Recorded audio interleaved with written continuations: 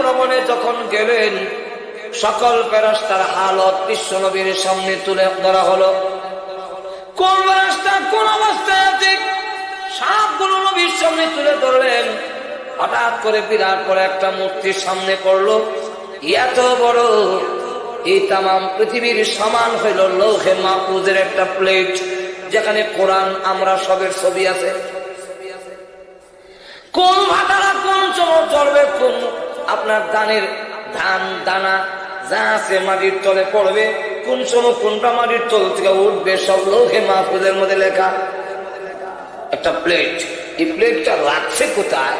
তাফসীরে ইবনে কাসিরের মধ্যে লেখেন, ইসরাফিল আলাইহিস ইসলামের দুই চোখের বুরুজে আছে, এটার মাঝখানে যে হাত জায়গাটা আছে ওইখানের মধ্যে লৌহে মাহফুজটা ফিট করে রাখছে। তামাম পৃথিবীর সমান যদি কপালটা হয়, তাহলে চেহারা কত বড় আর শরীর কত বড়। আল্লাহর নবী, বিশ্ব নবী রাহমাতুল লিল আলামিন, তিনি ডাক দিয়া বলেন, ইসরাফিল, অর্ধ ভ্রমণে আমি আসি নাই, অর্ধ ভ্রমণে আমাকে মহান আল্লাহ দাওয়াত দিয়া এনেছেন। রাসূল গেছেন না নিছেন? ভাইরা আমার, আল্লাহর নবী বলেন, আল্লাহ আমাকে দাওয়াত দিয়ে এনেছেন। কেউ কাউকে দাওয়াত দিয়ে আনলে রাগ থাকলেও রাগ দেখায় না।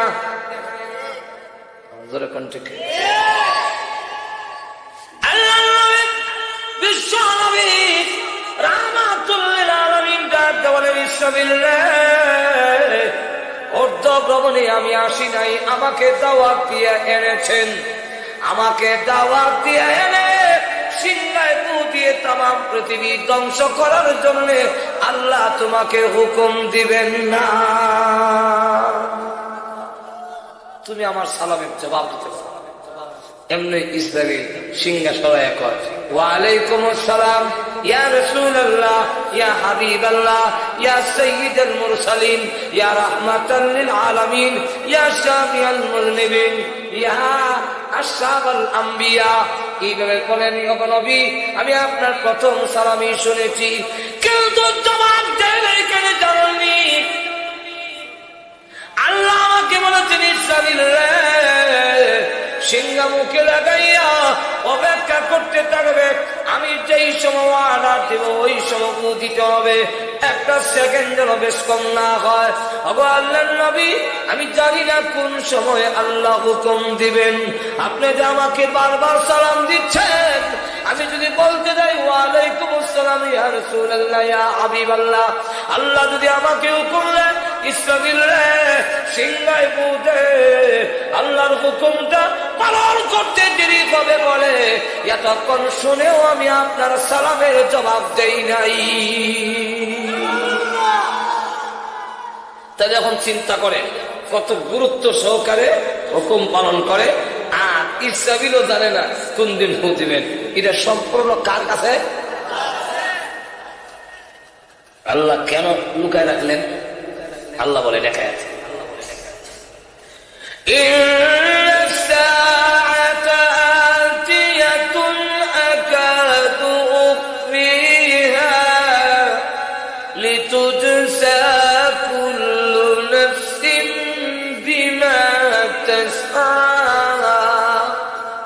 আল্লাহ বলে কিয়ামত আনেওয়ালি, কিয়ামত অবশ্যম্ভাবী, কিন্তু আমি আল্লাহর ইচ্ছা লুকায় রাখতে। কেন? যেন তোমাদের প্রত্যেকটা প্রাণীর প্রতিদান, জীবনে যা কামাই করছে তার প্রতিদান, তার যাজা, তার বিনিময়, তার বদলা যাতে দিতে পারি, এই কারণে আমি আল্লাহ এটা লুকায় রাখছি। এটা কেমনে? এটার কারণ হইল, লুকায় আমরা প্রকাশ করে দিলেন না বালা আছে, অমুক পর্ব 2010 সালের ফেব্রুয়ারির 25 তারিখ, অমুক মরবো 26 তারিখ, অমুক মরবো 28 তারিখ, এরপরে আবার মার্চের 10 তারিখ মরবো নসরুদ্দি। এটা আমরা দেখতে আল্লাহ যদি জানাইয়া লিস্টি দিলাইতো তেমন সুবিধা আছে, বুঝলেন না? জানাইয়া লিস্টি দিলাইলে প্রথম নম্বর হলো পৃথিবীর আইন শৃঙ্খলা ঠিক থাকবে না। আপনারা এই নন্দনপুর বাজারটা ওই পুলিশ আর্মি বিডিআর কন্ট্রোল করতে হবে, কারণ যে সময় জ্বালার গাড়ি লয়ে যাবো এই সময় গাড়ি ঘোড়া যেভাবে বিল লাগায়, এখন যদি হেজাই না যায় যে 2020 সালের ফেব্রুয়ারির 15 তারিখ মারা যাইব, হে জ্বালা মাঝখান দিয়া রাস্তার মাঝখান দিয়ে আঁকবো, ট্রাক আইয়া বিছেন্দা অলম দিল হেন অর্থ না হবো উঠে তো যাবো, আমার এখন টাইম নাই, কারণ হে জানে এখন উড়ে গেল মর্ত না, হে 2020 সালের জানুয়ারির 10 তারিখ বা ফেব্রুয়ারি 15 তারিখ মারা যাবে, যেরকম ঠিক কিনা।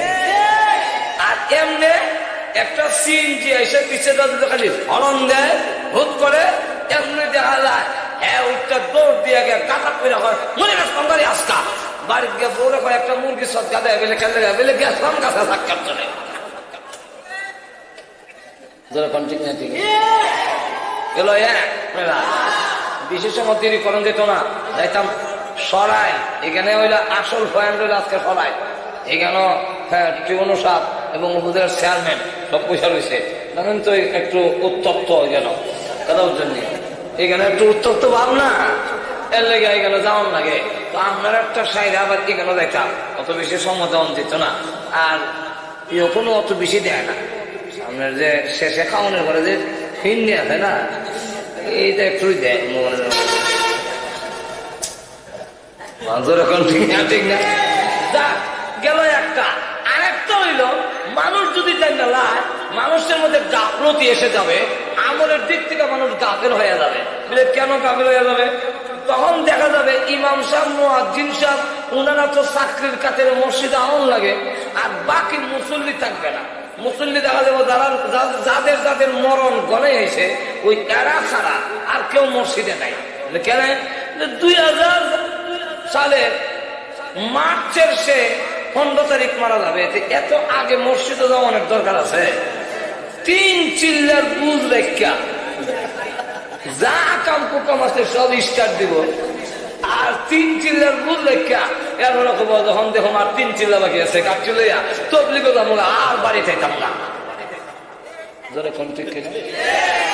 আর এমনি আমি আপনাদের জিজ্ঞাসা করি এই মাহফিলে বসা অবস্থায় মরণের সম্ভাবনা আসেনি, খালি আমার না আপনারারও সব মৃত্যুর সম্ভাবনা আছে কি নাই?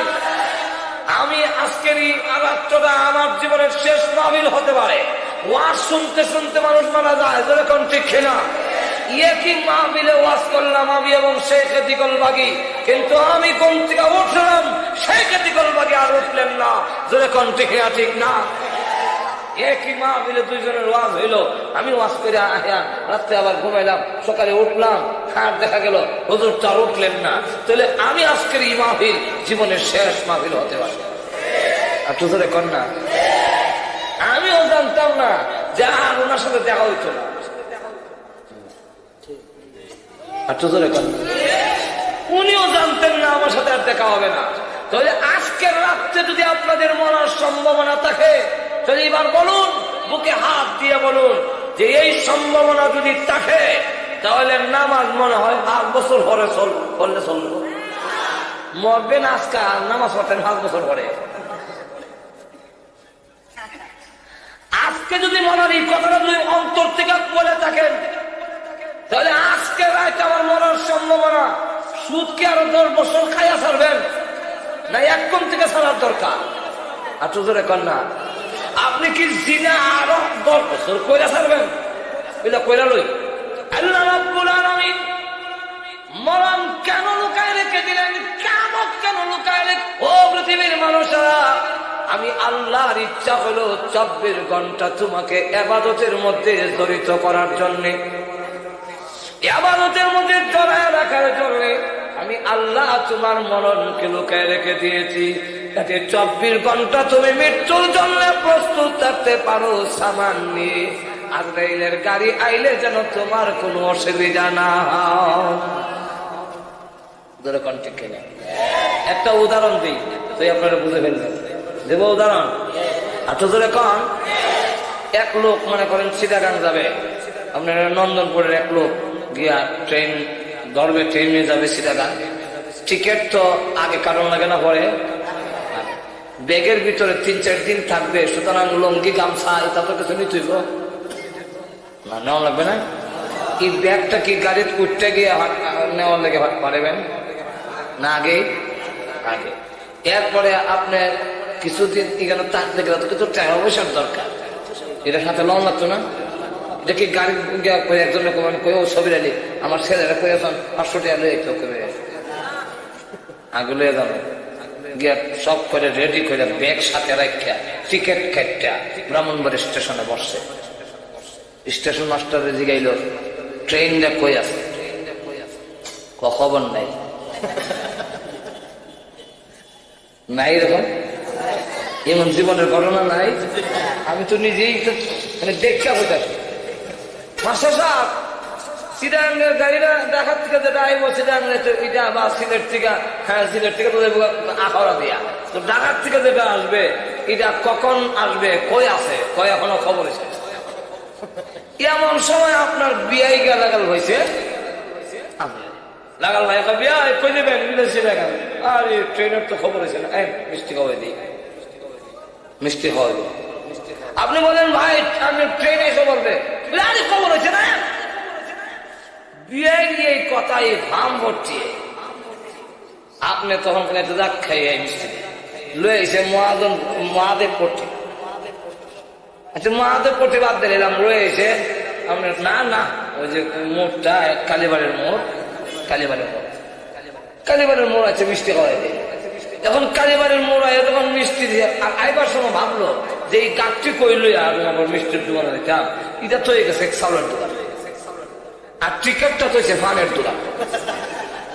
আর সে আইসে কালীবাড়ির মোড় মিষ্টি খাবে।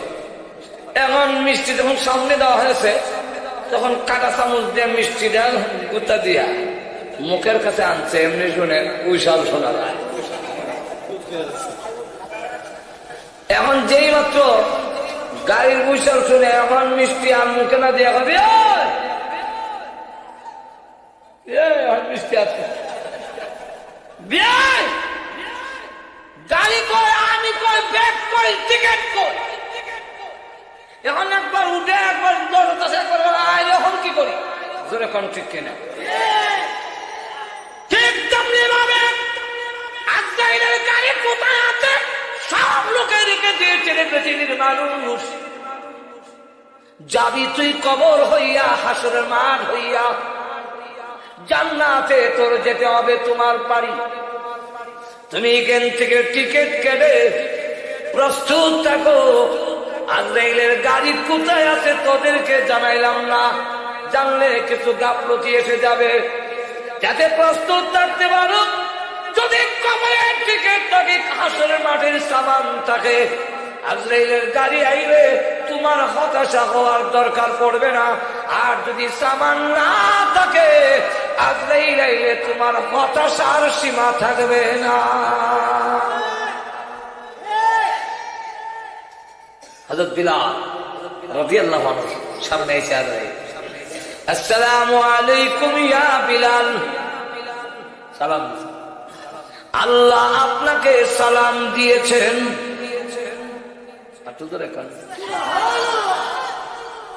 আল্লাহ বলেছেন আপনাকে আল্লাহ ভালোবাসেন। আল্লাহ ভালোবাসবেন না কেন? বেঈমান কাফেররা গাত করে উনি জোরে জোরে আল্লাহু আহাদ পড়ে।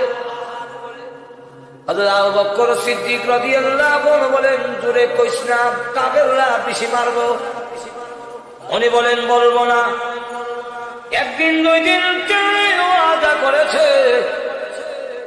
কিন্তু তিনি আল্লাহু আহাদ বলে আবার ওয়াদা করে বলবো না। আবু বকর সিদ্দিক রাদিয়াল্লাহু আনহু বলেন বিলাল আমার সাথে ওয়াদা করো, কিন্তু আবার জোরে জোরে আল্লাহু আহাদ বলো কেন? আস্তে বললেই হয়। এমনি বিলাল বলেন হ্যাঁ আবু বকর সিদ্দিক, ওই বেঈমান কাফেররা তখন আমাকে ব্যত্রাঘাত করে আর আমি আল্লাহু আহাদ বলি, তখন এত মজা এত মধুর লাগে। ওই বেঈমান কাফেরদের নির্যাতনের কষ্ট আমি বিলাল আর ছাড় পাই না। হযরত বিলাল রাদিয়াল্লাহু আনহু তুই আল্লাহর এত ভালোবাসা আমার বিলালের কাছে গিয়ে বলো আমি আল্লাহ তাকে ভালোবাসি। আজরাইল আলাইহিস সালাম বলেন, ও বিলাল রাদিয়াল্লাহু আনহু, আল্লাহ আপনাকে ভালোবাসেন এই কারণে আবার বললেন না যে আগামী বৈশাখ মাস হয় না, রেডি হয়ে যান, রুবের করা হবে। হযরত বিলাল রাদিয়াল্লাহু আনহু বলেন, না, রেডি হওয়ার সময় দেওয়ার আমার দরকার নাই, কারণ তুমি জানো না আজরাইল মুসলমান, খাঁটি মুসলমান তার নাম যে মৃত্যুর জন্য 24 ঘন্টাই প্রস্তুত থাকে। এখন আমাকে সময় দিতে হবে না, আমি রেডি আছি। তবে ওই বেঈমান কাফেররা আমাকে যখন মারত, আমি মনে করতাম আজকের এই দিন আমার জীবনের শেষ দিন, আজকে আমার জীবন শেষ হয়ে যাবে। এই বলে আমার জীবন শেষ, শহীদ হয়ে যাব। কিন্তু শাহাদাত বরণ করা আমার কপালে নাই, আমার ভাগ্যে নাই, শহীদ হতে পারি নাই। তাই এখন আপনার কাছে দরখাস্ত, আল্লাহ রাসূল বলেছেন আল্লাহ যাকে ভালোবাসেন মরণের সময় যদি কোনো দরখাস্ত করে, ওই দরখাস্ত পূরণ না হইলে আজরাইল তার গায়ে হাত লাগায় না।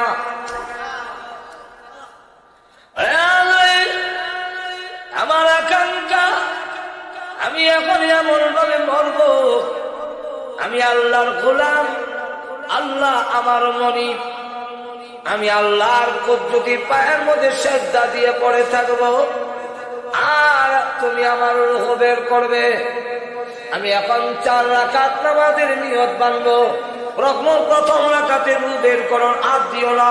দ্বিতীয় রাকাতে হাত দিও না, তৃতীয় রাকাতে হাত দিও না, চতুর্থ রাকাতের প্রথম সিজদায় হাত দিও না। শেষ সিজদায় যখন পড়বো, আল্লাহর কসম করে বলি, রূহ বের না করা পর্যন্ত আমি বিলাল আর জমিন থেকে মাথা উঠাবো না। রাহমাতুল্লিল আলামিন যেদিন পৃথিবী থেকে বিদায় হয়ে গেলেন, আবু বকর সিদ্দিক রাদিয়াল্লাহু আনহু এত ব্যথিত হলেন, কলিজায় এমন আঘাত লাগলো, তিনি ডেকে বলেন, নবী বিদায় হয়ে যাওয়ার ব্যথা আমি বরদাস্ত করতে পারি না। 2 বছর 3 মাস 11 দিন তিনি জীবিত ছিলেন। এর ভিতরে তিনি কথা বললে ভিতর থেকে কলিজা পুরা গন্ধ বের হতো। হযরত আবু বকর সিদ্দিক রাদিয়াল্লাহু আনহু শুকাইতে লাগলেন, কঙ্কাল হয়ে গিয়েছিলেন, কলিজা ভিতরে পুড়ে গিয়েছে। ঘুমায়া ঘুমাইয়া করে যে তিনি শ্বাস ছাড়তেন, উপরের সামিয়ানার মধ্যে দাগ পড়ে গিয়েছিল। ইতিহাসের কিতাবে লেখে উপরে দাগ পড়ে গিয়েছে, আমার নবী নাই, আমার নবী নাই। নবীর বিরুদ্ধ ব্যথা আবু বকর সিদ্দিকের মনে যদি আঘাত লাগলো, আবু বকর সিদ্দিক রাদিয়াল্লাহু আনহু চাইতে কি আমাদের দেশে যারা মিছিল দেয় এরার মহব্বত বেশি। বারবার লক্ষ্য করে দেখুন, শুধু তা না, নবীজির কলিজার টুকরা সন্তান, অন্যের কথা বাদ দিলাম, নবীজির কলিজার টুকরা সন্তান যিনি আল্লাহর নবী দাওয়াতের কাজে গেলে, হযরত খাদিজাতুল কুবরা রাদিয়াল্লাহু আনহা পৃথিবী থেকে বিদায় হওয়ার সময় কাঁদলেন। জিজ্ঞাসা করে কাঁদলেন কেন? খাদিজাতুল কুবরাকে জিজ্ঞাসা করেন, আল্লাহর নবী বললেন, খাদিজা তুমি কাঁদো কেন? খাদিজাতুল কুবরা রাদিয়াল্লাহু আনহা বলেন, 2টা কারণে কাঁদি। একটা হলো আমি বিদায় হয়ে গেলে কবর কি লইয়া যাও, ভয় লাগে গো কবর কি নিয়ে যাব। আর একটা হইলো আমি বিদায় হয়ে গেলে আপনার পাশে খেয়ে দাঁড়াবো।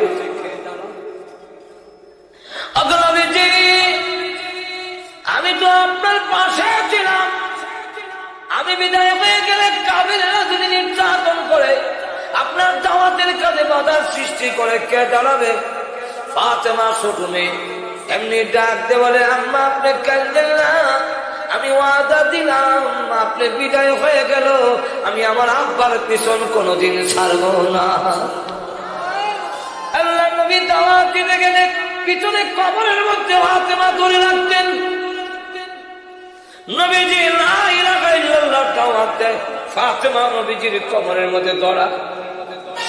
এই অবস্থায় হযরত ফাতেমা রাদিয়াল্লাহু আনহা বিদায় হওয়ার সময় বলেন, ওগো আব্বা আপনি বিদায় হয়ে গেলে আমি কেমনে এই দুনিয়াতে আর থাকবো? আব্বা আমার যে মা নাই, ভাই বোন কেউ নাই, আপনি বিদায় হয়ে গেলে আমি কার কাছে যাবো? কে আমাকে প্রভু দিবে? আমার চূড়ায় আগুন ধরে না, হাসান হুসেন কান্দে, তখন আমি কি দিব? আমি কাকে কার সামনে নিয়ে হাজির করব? আল্লাহ নবী বলেন, মা আমি তোরে কথা বলতে পারি না, তোর কানটা দে, আমার টুনের উপরে আমি বলবো। টুনের উপরে রাখলে পরে ফাতেমা রাদিয়াল্লাহু আনহার কানে আল্লাহর নবী বলেন, মা গো কান্দিস না, আমি পৃথিবীর থেকে বিদায় হওয়ার পরে তোমার বেশি দিন কষ্ট করতে হবে না। কবরের জগতে সর্বপ্রথম আমার পরিবার এবং আমার সাহাবীদের থেকে সর্বপ্রথম তোমার সঙ্গে আমার দেখা হবে। হযরত ফাতেমা রাদিয়াল্লাহু আনহা কিছু সময় চললে মুস্কি হাসি দিলেন, কিন্তু রাসূল বিদায় হওয়ার পরে এই বিরহ ব্যথায় যে তিনি শুয়ে পড়লেন, এই যে বিছনায় শুইলেন, 4 মাস মতান্তরে 6 মাস হযরত ফাতেমা রাদিয়াল্লাহু আনহা বিছনায় শুয়েছিলেন, আর উঠতে পারেন নাই। এই বিরহ ব্যথায় যখন হযরত আবু বকর সিদ্দিক রাদিয়াল্লাহু আনহুকে লক্ষ্য করে বলছিলেন, ওমর রাদিয়াল্লাহু আনহু, হযরত আলী তাদেরকে লক্ষ্য করে ফাতেমা বলে, ও আবু বকর আপনিও আমার আব্বাকে রওজা শরীফে রেখে দিলেন। ও আলী, ও ওমর তোমরা কেমনে আমার আব্বাকে নিয়ে রওজাতে রেখে দিলে? হযরত ফাতেমা কাঁদলো, সব কাঁদলে। ওই ইতিহাস কাঁদতে গেলে দেখা যাবে আজকের এই সময়ে আমার কোলাবে না, সকল কান্দে, সাহাবায়ে কেরাম কান্দলো, কেউ তো আনন্দ মিছিল বের করলো না। অতএব কোন মানুষ ওই 12 রবিউল আউয়ালে আনন্দ মিছিল বের করতে পারে না। যেরকম ঠিক কিনা? এরা দেখতে দেখায় যে আমি খুব মহব্বত, খুব আমি রসুলের আসে, আসলে না, আসলে নাই। আশিক যদি থাকতে সত্যিকারের আশিক রসুল হইল, যে রসুলের কথা মানে অহরহ। এক বুজুর্গকে তরমুজ দেওয়া হয়েছে, যে ওদের তরমুজ খান, হ্যাঁ যেই মাত্র বলা হয়েছে ওদের তরমুজ খান, উনি বলেন আমি তরমুজ খাবো না। কেন হলো? তরমুজ খাইলে কি ঠান্ডা লেগে যায়? বললেন না। তরমুজ খাইলে কি আপনার সর্দি করে ফেলে? বললেন না। তো তরমুজ খাওয়া কি না যায়? বললেন না। তা আপনি খান না কেন? দিলাম। বলে আমি তরমুজ খাবো না। বলে কেন খাবেন না? বলে আমার রসুল তরমুজ খাইছেন কিনা আমি জানি না, এবং খাইলে ওনার খাওয়ার পদ্ধতি কি ছিল যতক্ষণ পর্যন্ত আমি জানবো না, আল্লাহর কসম তরমুজ আমি খাবো না। এটাকে বলা হয় আশিকা। এখন লক্ষ্য করে দেখেন যে এই অবস্থায় আল্লাহ নবী বিশ্ব নবী রাহমাতুল লিল আলামিনকে আল্লাহ নবী আল্লাহ রাব্বুল আলামিন যা জানাইছে তা জানতেন। যদি সব জানতেন, আমরা দেশে যারা বলে যে নবী সব জেনে নাই, নবী যদি সব জেনে ফেলতেন তাহলে কিয়ামত কত সালের কত তারিখে হবে এটা কি বলে গেছেন? তাহলে আপনারা কি মনে করেন রাসূল জানেও বলেন নাই? একটু জোরে কর না। তাহলে বোঝা গেল রসুলকে জানান নাই। কেন জানান নাই এটা বলবো পরে।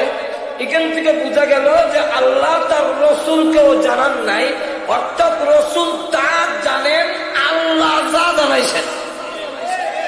আর দুপুরে কন্যা আলিমুল গায়েব হলেন একমাত্র আল্লাহ, রসুল হলেন আল্লাহ যা জানাইছেন তা জানাইছেন। তো রসুলকে কি পরিমাণ জানাইছেন এটারও একটা মাপকাঠি আল্লাহ রসুল নিজে দিয়েছেন।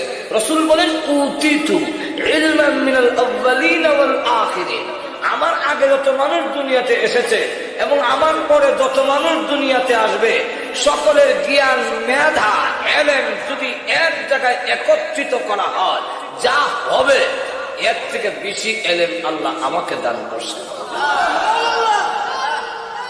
কিন্তু সব জানার নাই। আয়াতগুলোর দ্বারা তো বললাম, মুসলিম শরীফ আছে, মিশকাত শরীফ আছে, ওমর ইবনুল খাত্তাব থেকে বর্ণিত হাদিস, এবং এই হাদিসে জিবরাইল নামে সকলের কাছে পরিচিত মশহুর হাদিস। জিবরাইল আলাইহিস সালাম একজন মুসাফিরের বেশে রাসূলের সামনে আসছেন, এসে বসলেন নামাজের সুরতে, উরুতে হাত রেখে, আর প্রশ্ন করেন। তো যখন প্রশ্ন করে সাহাবীরা বলেন আলহামদুলিল্লাহ, এমন প্রশ্ন করতেছে এই লোক যে প্রশ্নগুলো আমাদের মনেও জানবার আকাঙ্ক্ষা, কিন্তু আমরা সাহস পাই না রাসূলকে জিজ্ঞাসা করা।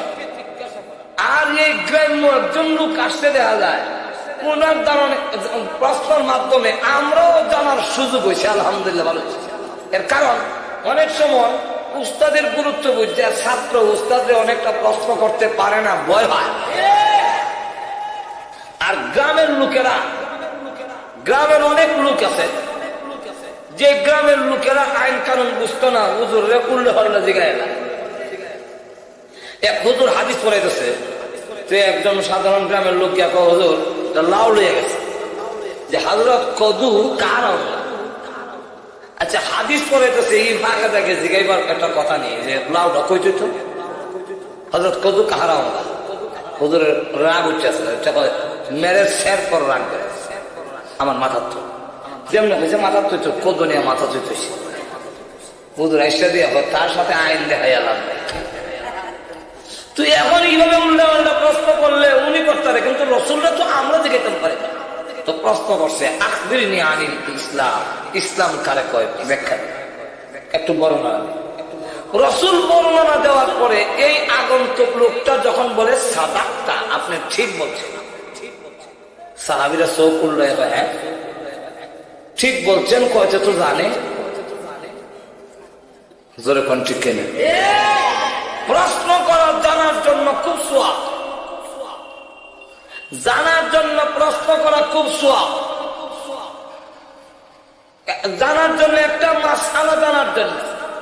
ওই ইমাম সাহেব হুজুরের দরজার সামনে গিয়ে আপনি দাঁড়াই রইলেন, একটা ঘন্টা যদি অপেক্ষা করেন ইমাম সাহেবের কাছ থেকে একটা মাসআলা জানবেন, কাবা ঘরের হজরে আসওয়াদ পাথর সামনে রেখে শত শত বছর দাঁড়ায় থাকলে যে সোয়াব হইতো, এর চাইতে বেশি সোয়াব দেওয়া। জানার জন্য প্রশ্ন করা সোয়াব, কিন্তু আটকাবার জন্য প্রশ্ন করা হারাম। আর তো কম কেন? আটকাবার জন্য যে প্রশ্ন করা হয়, এটার মতলব খারাপ থাকে। কি মতলব? মতলব তাকে হুজুর রে বেইজ্জত করতো, যাকে প্রশ্ন করেছে তাকে আটকানোর উদ্দেশ্য আটকায় বেইজ্জত করতো। সুতরাং কাউকে আটকানোর উদ্দেশ্যে প্রশ্ন করা হারাম, জানার উদ্দেশ্যে প্রশ্ন করা সওয়াব। এখন ওনার কথার দ্বারা বোঝা যায় ঠিক কইছেন, সে তো বোঝা যায় জানে, জানি না প্রশ্ন করে। সাহাবায়ে কেরাম বলেন আজাব না, আমরা অত্যন্ত আশ্চর্য হয়ে গেলাম। পরে দেখি এই লোকটা প্রশ্ন করতে করতে যাচ্ছে, এক জায়গায় প্রশ্ন করলেন আখবিরনি আনিস সাআ, কিয়ামত। আখবিরনি আনিস সাআ আই মাতা সাআ, কিয়ামত কোন দিন সংঘটিত হবে এটা একটু বলেন তো দেখি। আল্লাহর রাসূল কিন্তু চিনে ফেলছেন। আল্লাহর রাসূল বলেন মাল মাসউলু আনহা বিআলামা মিনাস সাইল, প্রশ্নকারী যেমন জানে না কিয়ামত কোন দিন হবে, যাকে প্রশ্ন করা হয়েছে উনিও জানেন না কিয়ামত কোন দিন। কথা হলে কিছু আলামত বলে, তো আলামত বলছে। এরপরে যখন চলে যাচ্ছেন রাসূল বলেন ইয়া উমর, হে উমর আতাদরি মানে সাইল, প্রশ্নকারীকে চিনছো? হযরত উমর বলেন আল্লাহু আ'লাম ওয়া রাসূলুহু, আল্লাহ এবং তার রাসূল ভালো জানে। এমনি কারণ সাহাবীরা জানলেন না জানলো তো আল্লাহু আ'লাম ওয়া রাসূলুহু, আল্লাহ এবং তার রাসূল ভালো জানে। তখন কইল যে আতাকুম জিবরাইলু ইউআল্লিমুকুম দীনাকুম, জিবরাইল এসেছিলেন তোমাদেরকে দ্বীন শিখাইয়া গেলেন।